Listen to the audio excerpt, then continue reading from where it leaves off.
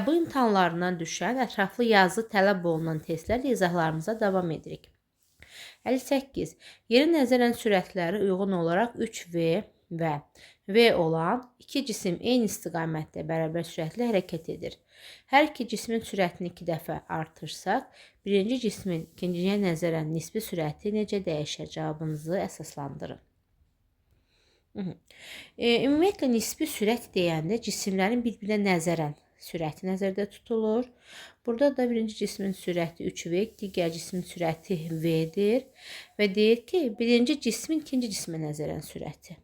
Yadımızda saxlayaq ki, birincinin ikinciyə nəzərən deyirsə, v1 çıx v2-dən söhbət gedir. Və hal-hazırda sürətimiz 3v və 1v-dir. Ona görə birinci cism, ikinci cismə nəzərən sürətini tapsaq, bunların fərqini tapırıq, olur 2v. Bunu yadda saxlayaq. Bu birinci haldır. Sonra isə ikinci hal üçün nisbi sürəti tapaq. Bu dəfə hər iki cismin sürətini 2 dəfə artırırıq. Yəni 3v olur 6v, çıx, 1v olur 2v.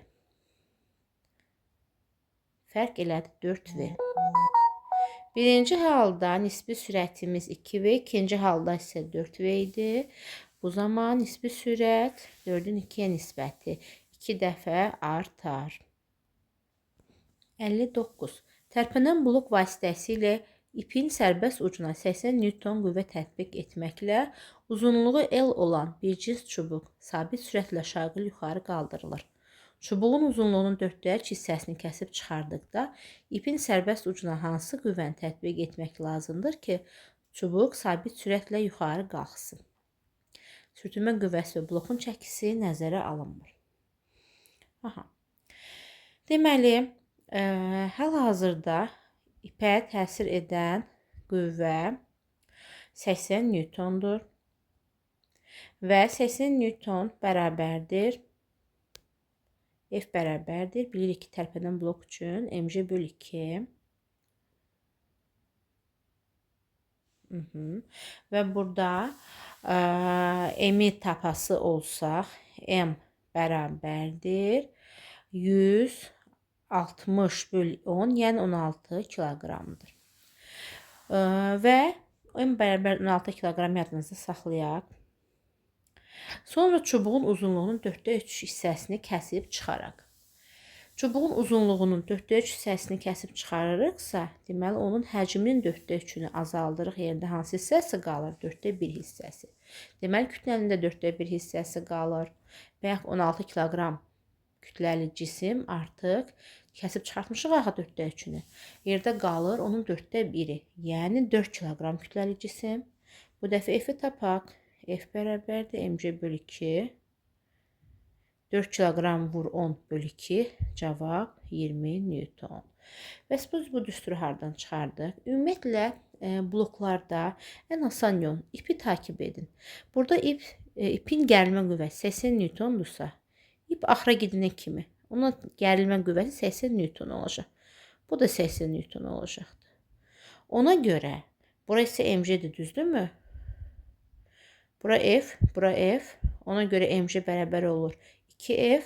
Oradan da alırıq ki, F bərabərdir mg/2. 60. Cismin sürətinin proyeksiyasının zamandan asılılıq qrafiki verilmişdir. Bu cismin təcilinin proyeksiyasının zamandan asılılıq qrafikini çəkin. Gördüyümüz kimi hər üç hərəkət bərabər yeniləşən hərəkətdir. Sadəcə olaraq təcillər fərqlidir. Təcil necə müəyyən edirik?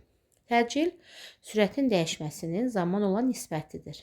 A bərabərdir V çıx V0 böl T.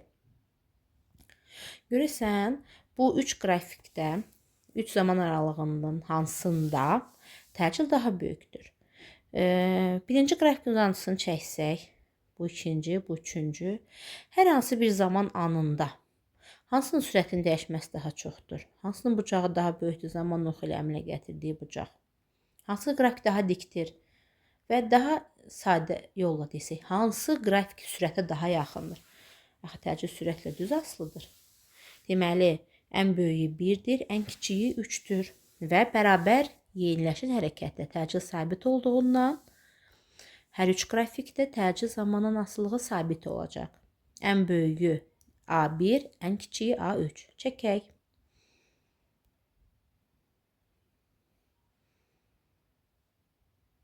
Təcilin zamanın asılılıq qrafiki. Ən böyüyü A1. Bu hansısa bir T1, 0, T1 zaman aralığıdır. Sonra A2, T1, T2 zaman aralığıdır. Bu isə A3, T2, T3 zaman aralığıdır.